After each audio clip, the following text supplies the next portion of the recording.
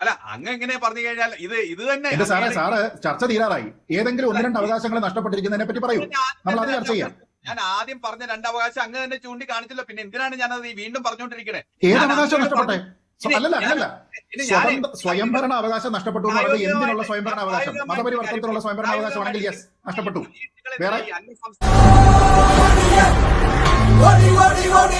നമ്മുടെ ചർച്ചയിലൊപ്പമുള്ള ശ്രീ സാജു ജേക്കബ് അഭിഭാഷകൻ, അദ്ദേഹം പറഞ്ഞിരിക്കുന്നത് ഒന്ന് സ്വതന്ത്ര അവകാശവും സ്വയംഭരണ അവകാശവും നഷ്ടപ്പെടുന്നു എന്നാണ് പറയുന്നത്. ഏത് സ്വതന്ത്ര അവകാശമാണ് നഷ്ടപ്പെടുന്നത്? അതൊന്നും എനിക്കറിയാൻ മേല.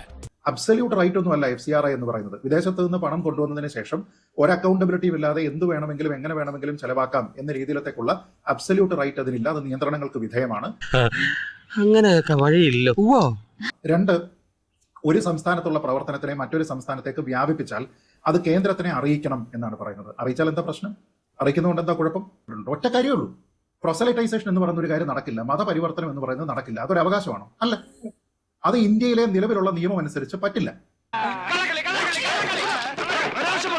1977 സുപ്രീം കോടതിയിൽ വന്നിരുന്ന reverend Stanislaus versus state of Madhya Pradesh, ആ കേസിൽ സുപ്രീം കോടതിയുടെ ഓർഡർ എന്താ? ഓൾമോസ്റ്റ് 60 വർഷം മുമ്പ് വന്നിരിക്കുന്ന ഓർഡറിനെ പറ്റിയാണ്, 50 വർഷം മുമ്പ് വന്നിരിക്കുന്ന ഓർഡറിനെ പറ്റിയാണ് നമ്മൾ പറയുന്നത്. അതിനകത്ത് പറഞ്ഞിരിക്കുന്നത് എന്താ? Right to propagate your religion എന്ന് പറയുന്നതിനകത്ത് റൈറ്റ് ടു കൺവേർഷൻ എന്നൊരു കാര്യമില്ല. എല്ലാം കയ്യിൽ നിന്ന് പോവാ. അപ്പൊ ജയിലല്ലെങ്കിൽ മരണം, അത് ഏതാണ്ട് ഉറപ്പായല്ലേ. വേൾഡ് വിഷൻ ഇന്ത്യ എന്ന് പറഞ്ഞിട്ടുള്ള ഒരു NGO, churches auxiliary for social action എന്ന് പറഞ്ഞിട്ടുള്ള ഒരു NGO, evangelical fellowship of India എന്ന് പറഞ്ഞിട്ടുള്ള ഒരു NGO കഴിഞ്ഞ 2 വർഷത്തിൽ ഇന്ത്യയിൽ ബാൻ ചെയ്തിരിക്കുന്ന വളരെ ചുരുക്കമായിട്ടുള്ള, അതായത് സംഘടനയല്ല ബാൻ ചെയ്തിരിക്കുന്നത്, FCRI ലൈസൻസ് റദ്ദാക്കിയിരിക്കുന്ന ഇൻസ്റ്റിറ്റ്യൂഷൻസ് ആണ്, NGOകളാണ്. എന്തായിരുന്നു കാരണം? മതപരിവർത്തനം എന്ന് പറഞ്ഞതുമായി ബന്ധപ്പെട്ട് ഫണ്ട് സ്വീകരിക്കുന്നു. അതിന് തെളിവോട് കൂടിയിട്ട് അവിടെ വന്നു, അവരുടെ അത് ക്യാൻസലേഷൻ ആയി. മനസ്സിലായി. എടാ നാറി, നിനക്ക് നാണമുണ്ടോ? ജാർഖണ്ഡിലെ, മണിപ്പൂരിലെ, മഹാരാഷ്ട്രയിലെ കഴിഞ്ഞ 6 വർഷത്തിനിടയിൽ പ്രവർത്തിച്ചിരിക്കുന്ന നിരവധി ഇവാഞ്ചലിക്കൽ സംഘടനകളുടെ FCRI ലൈസൻസ് റദ്ദായിട്ടുണ്ട്. 13-ലധികം NGOകളുടെ ലൈസൻസ് റദ്ദായിട്ടുണ്ട്. കാരണം എന്തായിരുന്നു? Tribal conversions. ട്രൈബൽ ഏരിയയിൽ പോയി ആൾക്കാരെ കൺവേർട്ട് ചെയ്യുന്നു. ഇപ്പൊ അച്ഛൻ പറഞ്ഞു ഇതിലും ഭേദം കട്ടപ്പാറയായി കക്കാൻ ഇറങ്ങുന്നതാണെന്ന്.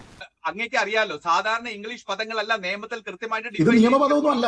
ഇത് നിയമപദമല്ല. പ്രൊസലറ്റൈസ് ചെയ്യുക എന്ന് പറയുന്നത് ഒരു സാധാരണ പദമാണ്, മതപരിവർത്തനമാണ്. നിർബന്ധമായിട്ട് മതപരിവർത്തനം നടത്തരുത്. അതല്ലാതെ വേറെ അർത്ഥം ഏതാ? അല്ല, പ്രൊസലറ്റൈസ് എന്നുള്ള വാക്കിന് വേറെ എന്താ അർത്ഥം? സാർ ഒന്ന് പറയൂ. പ്രൊസലറ്റൈസ് എന്ന് പറഞ്ഞ ഇംഗ്ലീഷ് വാക്കിന്റെ വേറെ അർത്ഥം എന്താ?